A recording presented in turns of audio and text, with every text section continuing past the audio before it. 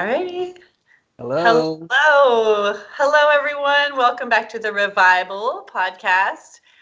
Today we are going to be talking about I am okay, which means, Chuck? I think last time we talked a little bit about how we can anticipate that we're going through some kind of major transition by certain signs. Mm-hmm. But sometimes when you get right in the middle of it, then everything goes out the window. Right. Trying to figure out, all right, now what did I say I was supposed to do in the middle of this? Right. And so it's just that sense of being internally okay in spite of the chaos, and I think that's what we want to tackle today. Yeah, and this is so timely in a great way. Like for me, doing this podcast episode, this is exactly like where I'm at right now. Chuck and I talked yesterday, kind of trying to talk about what we were our notes for this episode, and I cried and said the F word a bunch, and so thank you for being so supportive. I highly recommend. This is real life then. This is real life. I'm not teaching you. I'm telling you, like, this is where I'm at. Yeah, it's like if people want to know Amelia's, like, up to date and current status, you got to come listen to the podcast because I am willing to share. Vulnerability. Well, you just got back from a trip, though. Before we get into that, tell me a little bit about your trip you just went on. Oh my gosh. You were out reviving it a little bit, weren't you? I was major reviving it. It was a blast. I went with a friend to Moab, Utah. And so we started here in Oregon near Salem, and we actually drove 10 and a half hours up to Whitefish to pick up another friend. And then we drove down to Salt Lake and then down to like southeastern Utah. And Is that like a place people know about, or is this like one of those? Because I've never heard of it. Yeah, well, I hadn't either, and I didn't even look it up on the map before we left because I was like, I don't care. You want to go on a road trip? Sure, let's go. But wow, it was really beautiful. It's the desert, and it has all of the like really great rock formations, like those cool arches and tons of sandstone and cactuses. It was really pretty. It was really, really, really gorgeous. And I kind of felt like after the trip that I spent way more time on my like exploring more internal landscape than like, the external view. The group of people we were with were diehard mountain bikers, so I got to do that for the first time, and I got a big hole in my favorite leggings and a scratch on my knee and a huge bruise on my leg, and my butt was so sore. That was like my one first and only ride. I was like, never mind, I'm going to be on the rock meditating. So is this the kind of bike riding where, like, when we were kids, we just sort of rode through a trail in the woods, or is this like riding down a mountain and you wonder how you're going to stay up? Oh yeah, I constantly felt like I was going to be pitched over the top of the handlebars. It was terrifying. They're like, yeah, just like move your rear off the back of the seat, and I was like, oh, that's a blast. And I love riding my bike like a townie, like I will ride my bike anywhere every chance I get. So I thought this would be amazing. And it was, we went on like an intermediate course, and I think that maybe that was a little bit too much in the deep end for me. And I did crash, which apparently is normal. And I think I'm not a real let me hurt myself kind of person, because everybody there was like, oh yeah, it's cool. And they're like so excited about how they ate it on their bike. And I'm like, let's celebrate the pain. Yeah.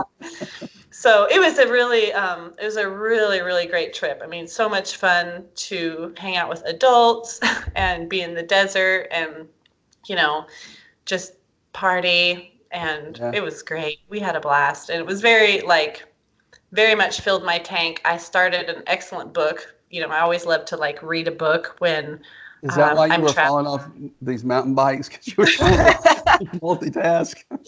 Well, but it's a really good chapter here. This one. Yeah, my awesome sex book. But I want to talk about it on the podcast, and I will probably be championing this book for a long time. But it's called Come As You Are by Emily Nagasaki. PhD, and it's about it's written for women about sexuality, but really I think anybody could read it, and I would totally recommend it to men or women. And essentially she's just kind of like, whatever it is and whoever you are and wherever you find yourself in your story and in your journey and your sexuality, you are normal.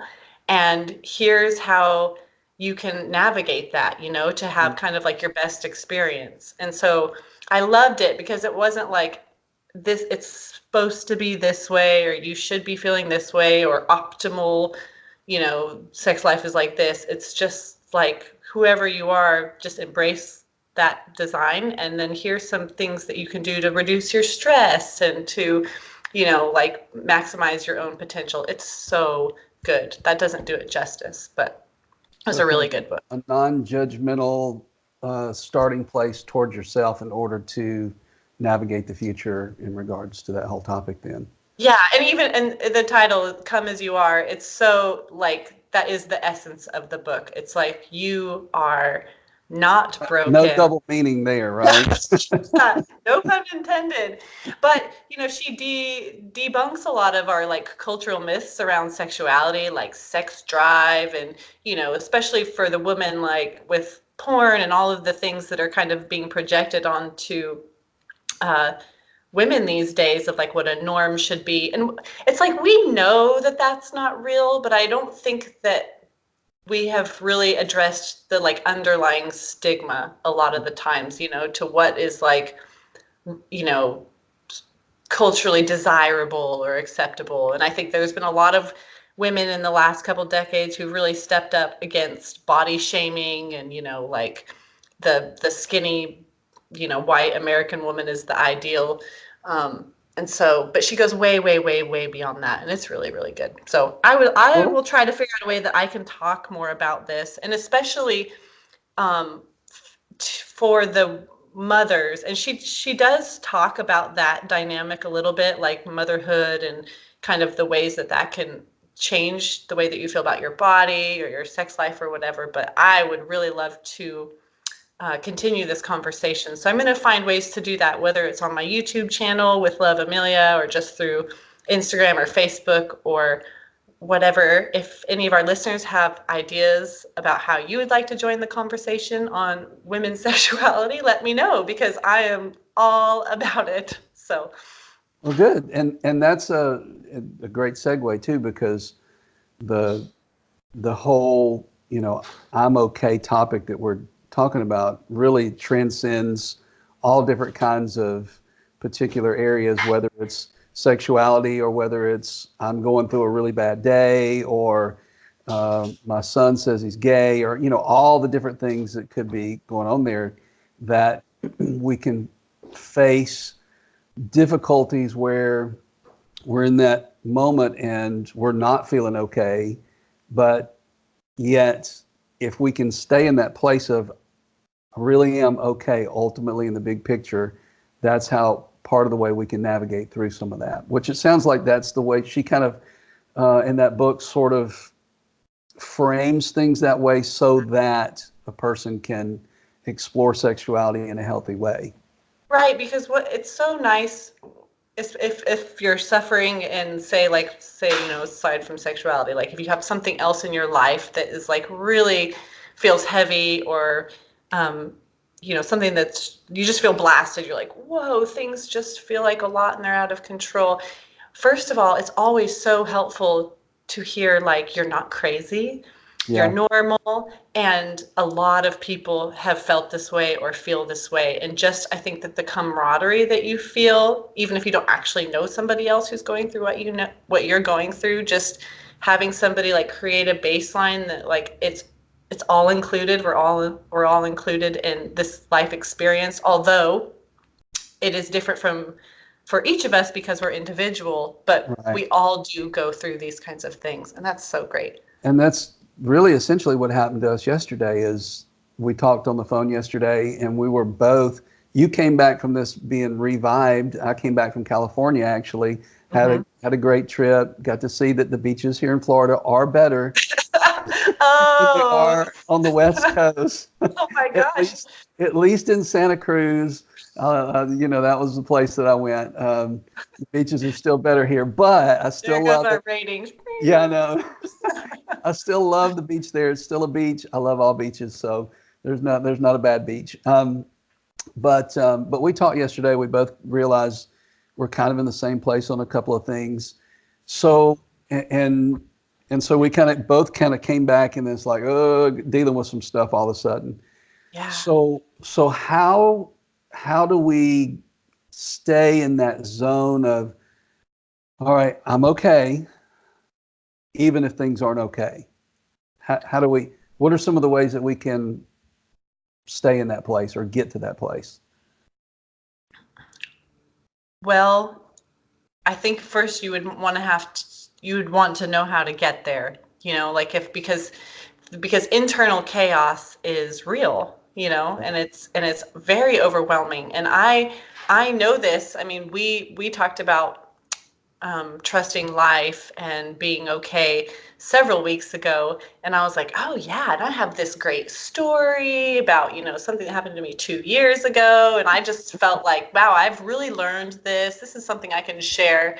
And then I'm like immediately dumped like right into the heart and soul of it. And so I how do we know that we're okay, but how do we get there as well? um, I think the whole trusting life thing is a big. A lot of people they've never trusted life. Like everything, they don't trust anybody. They don't trust anything. They don't trust that things are going to work out, and that by itself can be a self-defeating mentality that we have. That mhm. sort of, by not trusting, because we tend to see we tend to find what we're looking for. So Yeah. if we're looking for life to not work out, Mhm. then it's we're going to find all the reasons why it doesn't or why it won't.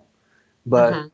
when we learn to start looking for how things, we look back on our life or whatever, and we'll start to see how things have worked out. I told we were on the airplane.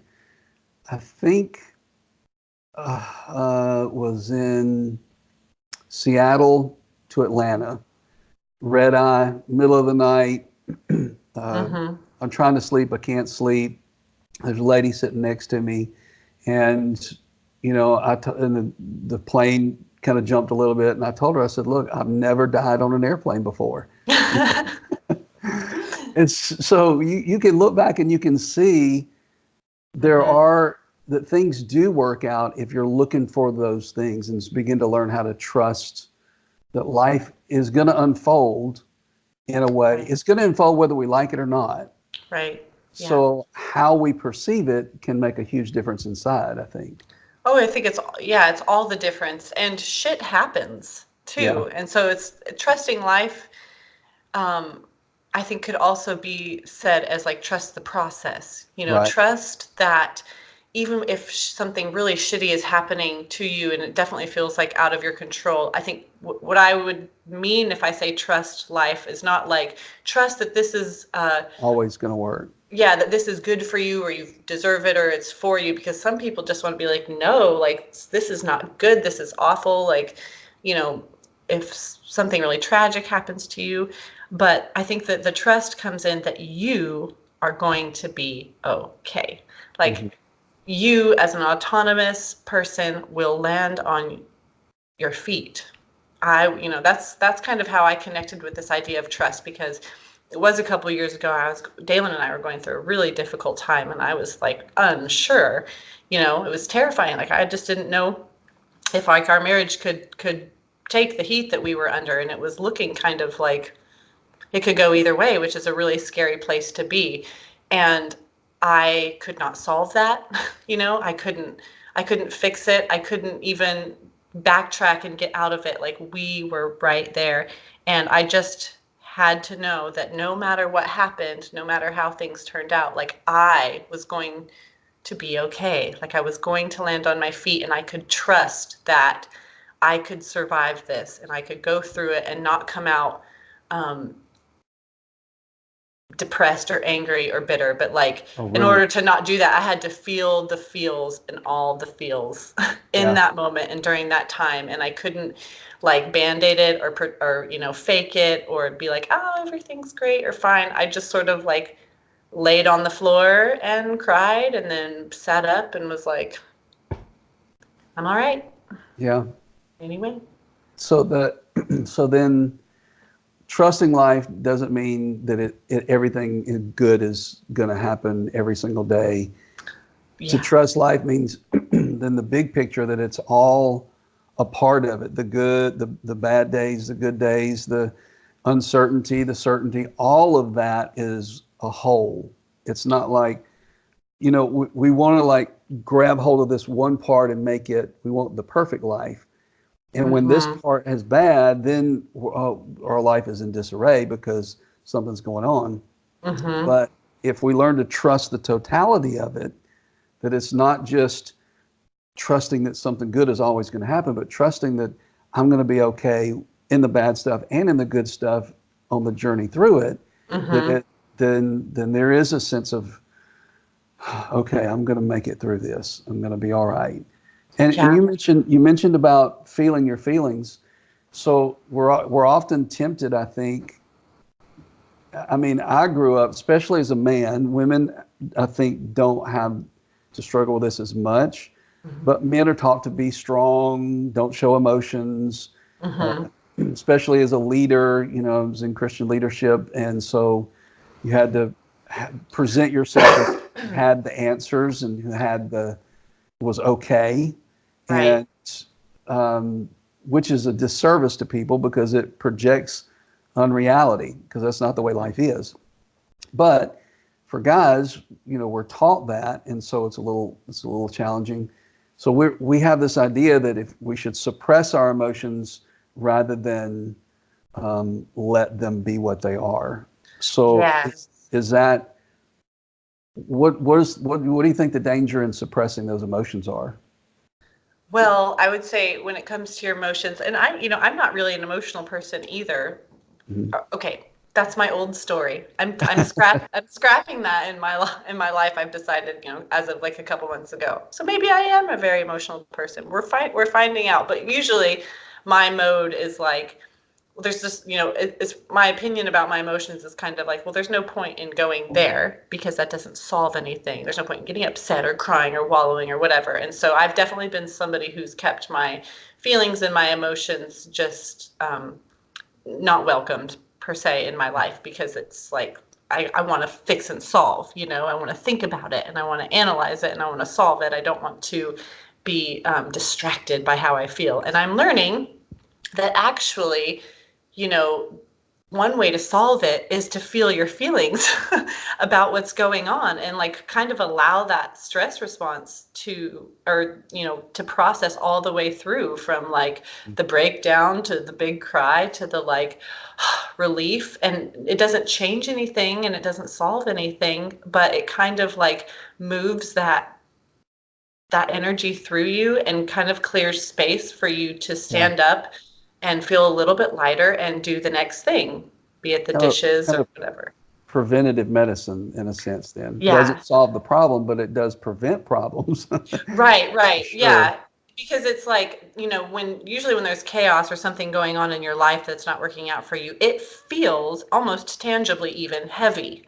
You know, like your heart feels heavy, your spirit feels heavy, your shoulders can feel heavy. It's just like, and then you're trying to like navigate it and make good decisions or not, you know, be pissy with all the people around you or whatever. And so it is helpful to discharge those emotions, you know, even in like with support with somebody or by yourself, just to get a little bit lighter, so that you can deal with whatever's going on in your life. And so, and it doesn't mean take out those emotions on somebody else, which is another unhealthy way to go through that experience, whatever negative thing that we're going through, that we don't project our problems onto other people. We don't make them, you know, you get something happens at work, your boss yells at you, you come home, you yell at your wife, and then your wife yells at the kids, and then the kids kick the dog. You know, I mean, Right. So true. that Oh, process is not healthy. So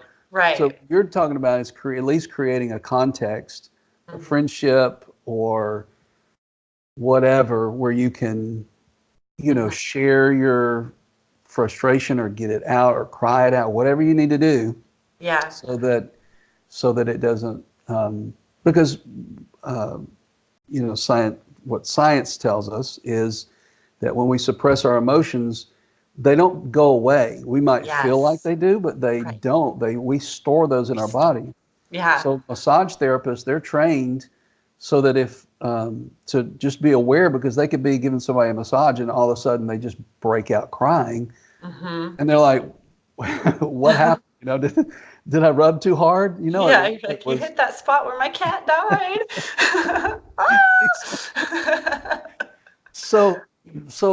And that over time really is detrimental. So there's a healthy place of feeling those emotions, letting those things go. I think another part of that is just maybe taking the other side of it is when if we want to stay okay or get to okay. Because it's, for me, if I catch it ahead of time, if I'm aware, like I can stay in that place better. But if I'm already sucked into it, yes, and I'm trying to pull myself out, then it's harder to do. Right. But sometimes I think what we're doing, and the reason we don't feel okay, is because we're inflicting ourselves with some punishment. So there's that healthy emotion that needs to come out, but sometimes we're like laying guilt on ourselves. Yeah. I shouldn't have done this. I wish I'd have done that.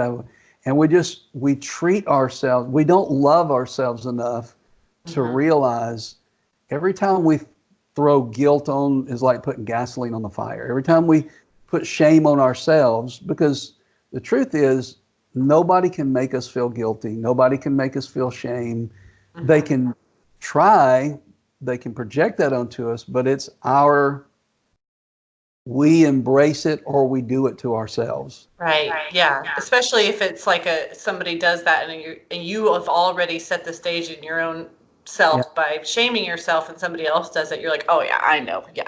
Keep it coming because I'm such a right. Yeah, I remember people used to say they would measure a church service by, did the preacher step on my toes today? It was a service if they stepped on and I'm thinking, so if you feel worse when you leave than when you got there, that's a healthy thing?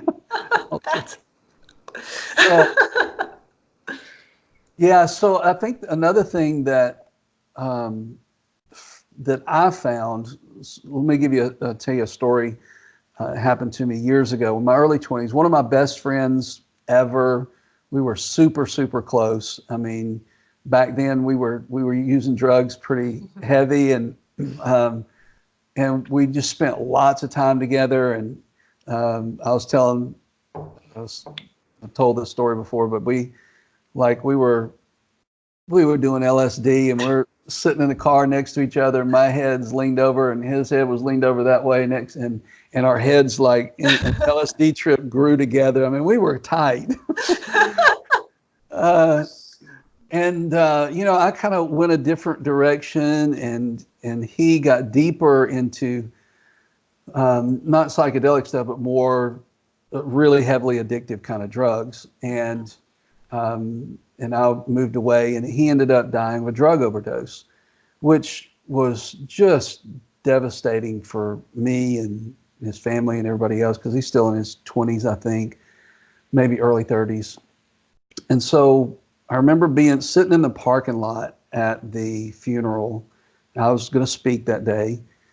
And the whole time, because, when I had to do funerals, I'm concerned about comforting other people and being there for everybody else, and so I finally had a moment alone in my car, and then it just all came up, and I just began to weep and just boo-hoo. What do you call it? A ugly cry. Ugly cry. It was ugly. If I'd had makeup, it'd have been bad. It would have been nasty. But I remember in that moment, while I'm like almost uncontrollably weeping, Mm-hmm. that there was this place inside of me at the exact same time that was totally at peace, like totally okay. And it wasn't because I knew he was going to heaven or, it didn't have anything to do with that. It didn't have anything to do with the circumstances. Mm-hmm. It had to do with, like, in that moment, somehow I became more aware of the essence of who I really was, like my true self, that spirit part of me. And so part of this whole thing about being okay, I think sometimes we're not okay because we're so caught up in our story and our ego and our our minds racing and emotions are going, and we are really out of touch with our own spirit or our own true self. And once we see or can kind of reconnect with, oh, who I am is this spiritual being that's kind of unaffected by some of these things that happen. Like I say, I'm a unborn, undying spirit. So I'm, that part of me is so It's okay. okay that Mm-hmm. that it changes the whole dynamic of the situation. So I would encourage people to learn how to reconnect with that, because that helps you to get back to that place of saying, I'm okay. Yeah. And that's not like that inner sense of self or seated self, however you want to call it, or like the divine self. Yeah. We, everyone in the world, I want to make a PSA.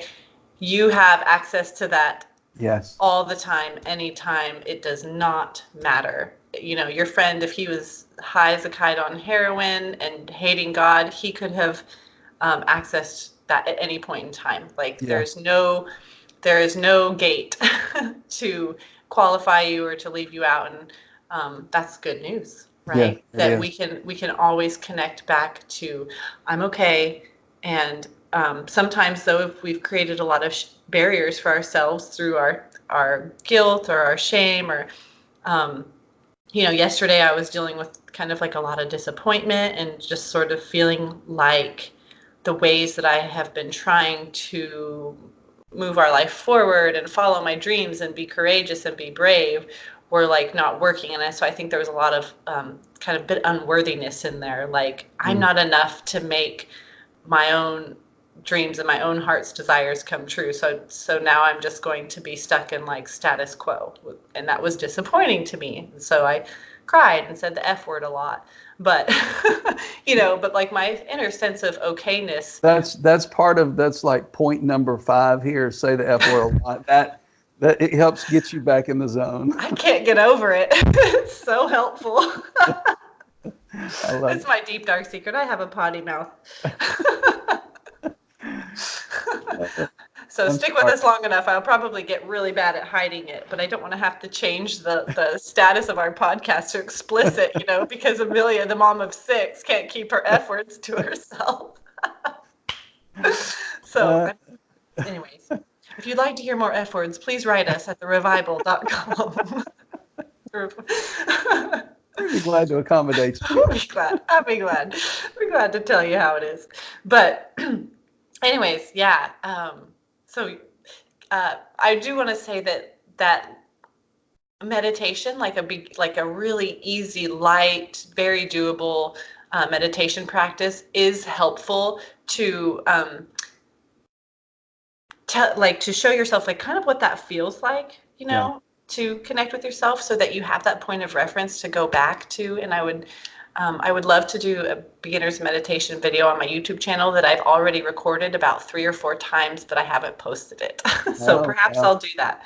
That's good. Yeah. So there's That's like, probably one of the most helpful things you can do. yeah, Once you sense that difference between yeah. your thoughts and your emotions and then yourself, big S, Mm-hmm. that divine part of you, when you sense the difference between those two, that really starts to change how you process things. how you're allowing things to affect you. So meditation, like you said, even a very simple form of meditation, once you start connecting the dots, it's like, oh, okay. Yeah, but again, it is not a requirement to No, access this part of you, because no. there is no requirement. It's there all the time, anytime. And so that's good news. Yeah, we're Yep, okay. absolutely. We're okay. We're okay. So, do you want to talk to us a little bit about maybe some coaching stuff you have in the works? Oh my goodness, I do. I have a great coaching plan that I've been working on called 3 Deep Steps Back to You. And it's something that I kind of put together to help walk with people through a process of like kind of if you're feeling like I've felt in the past, but just sort of like the place where you know that you really want or ready for something different, or you can't connect the dots, like those dichotomies of, man, I should be happy, I have everything that I could need or want, but I'm not feeling it, or I'm not feeling happy and I have no idea why, my life is just a cluster. Whatever it is, like the coaching program helps you to find yourself.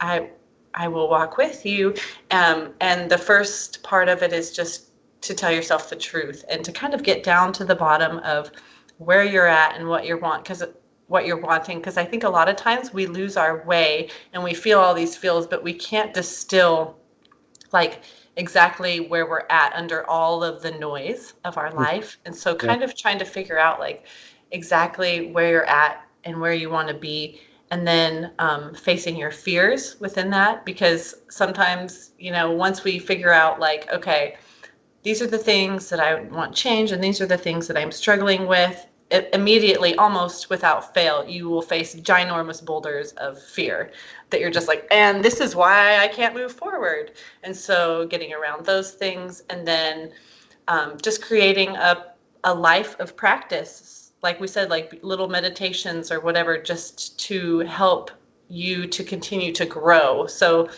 it's more than just getting from point A to point B, but it's also giving and helping people cultivate the tools in their life so that they can maintain that exploration for themselves. Like meditation, for instance, it's just a tool to explore like your inner world. It's not a requirement to get in there. It's just something that you Not can a use to religious help you. practice. It's Yeah. a tool. Yeah. It can be anything. It can be walking or yoga or meditation. Those are all my favorite things. But so yeah, just helping people to take bite-sized pieces out so they can continue to go. I've done a lot of health coaching and weight loss coaching over the years.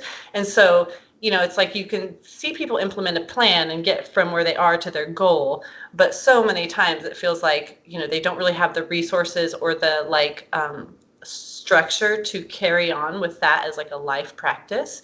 And so that would be really important to me as I'm coaching with people, is to really get them to a place where they're like, oh yeah, I got this now. I got this. And I'm like, yes, cool. That's good. So yeah. Yeah. How about you?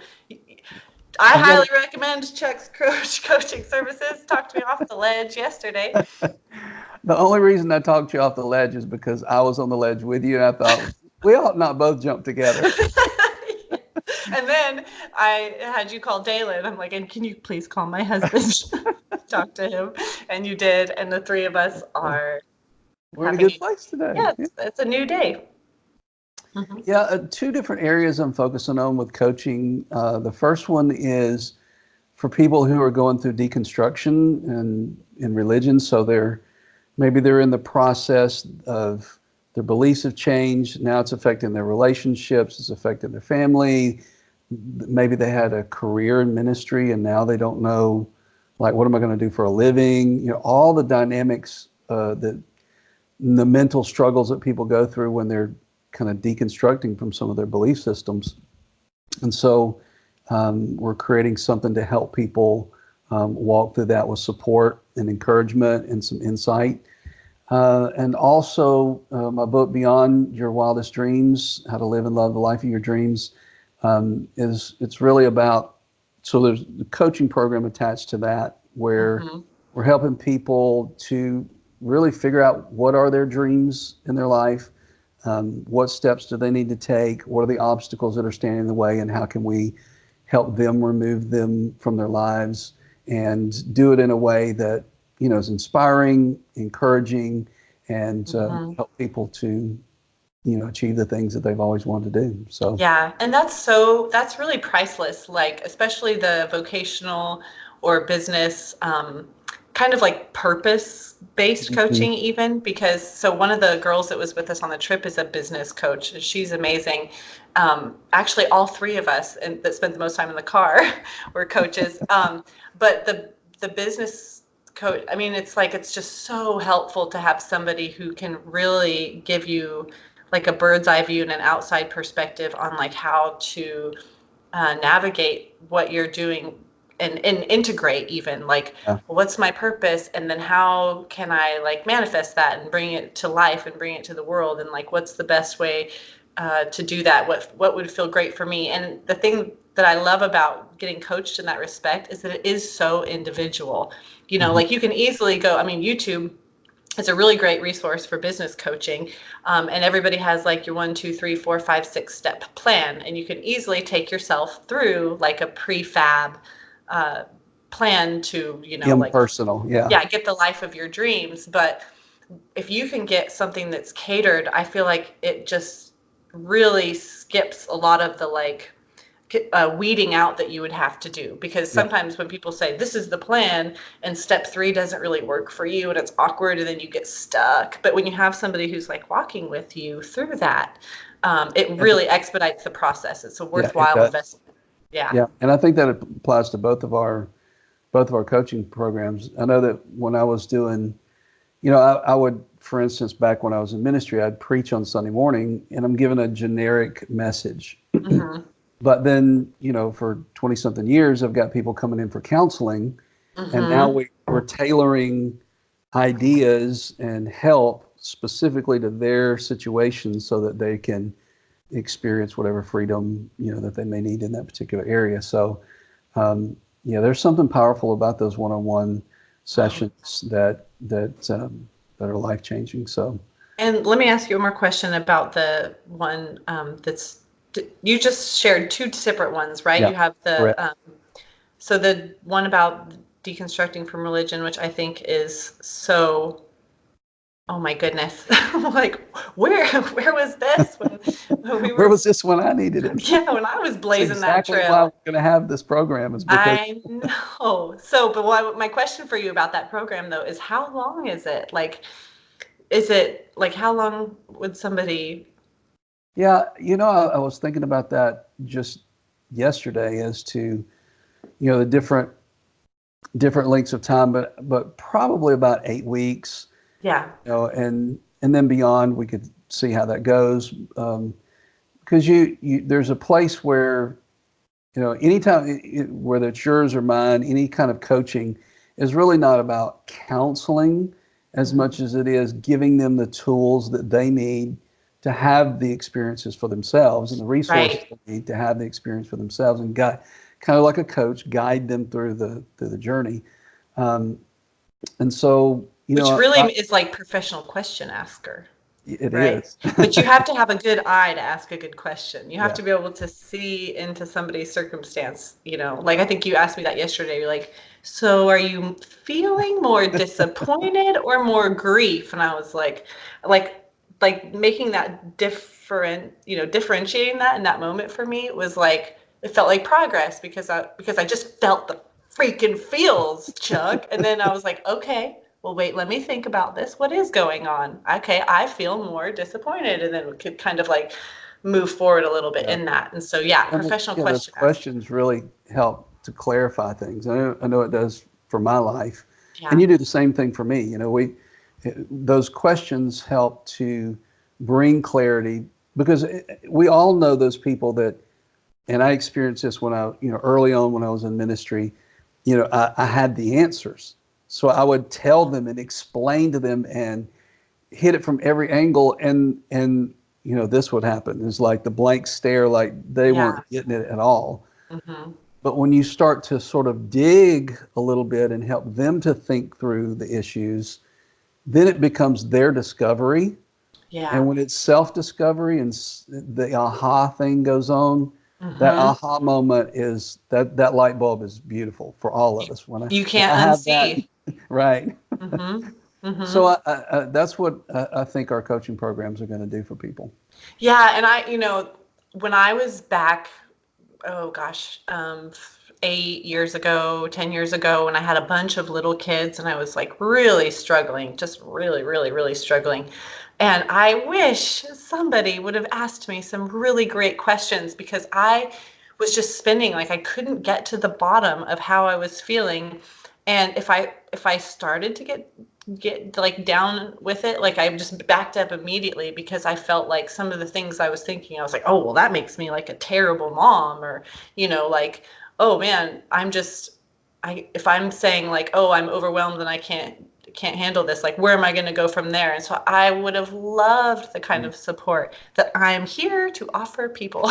Exactly. Because I have been there, and have done it alone. And it is really helpful when somebody can walk up next to you with like a flashlight or something and be Yeah. like, okay, let's talk this out together. Because when you're not in it, you can see more objectively somebody's situation. And it is like, as a coach or a support person, it's so fulfilling and wonderful to walk with people as they come to their own conclusions and have their own experiences. Yeah. And once people, it's still helpful in the long run to still have those relationships where people are asking questions. But once we start learning how to do that for ourselves, because questions are like this, that's the secret sauce of the universe. I mean, Yeah. if you Mm-hmm. learn to ask them of yourself, you learn to ask them about religion, you ask them about everything. Mm-hmm. Most people on here probably watching don't remember John Travolta and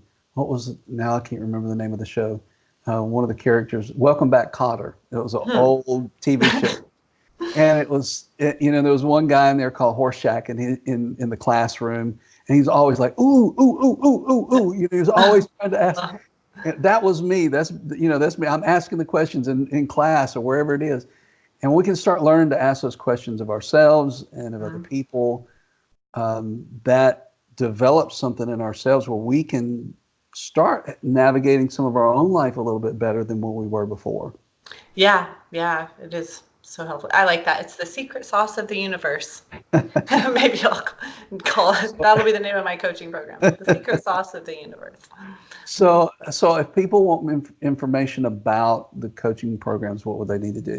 Well, since our little digital project here is still kind of in infancy, the best thing to do would be just to email us at the ReVIBal@gmail.com. And we both have access to that email, and we can, we would love to hear from people, even if, you're not directly asking us about coaching, but just if you have something like, hey, I would love to hear you guys talk about this, or I'd love to know more about your experience with XYZ, or we really want Amelia to say the F word, whatever it is, reach out to us and let us know, because it just would be really great to hear from our listeners. Absolutely.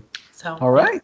Awesome. Well, thank you, Chuck. What a great time. Thank you, Amelia. Appreciate you. You're an incredible, hippie, sexy mom of six. Not in that order.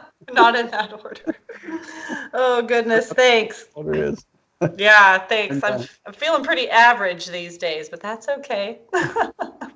well, you are greatly appreciated, and look forward to seeing and talking to you next time. Awesome. All righty. Well, All take right. care. Thank you. Bye.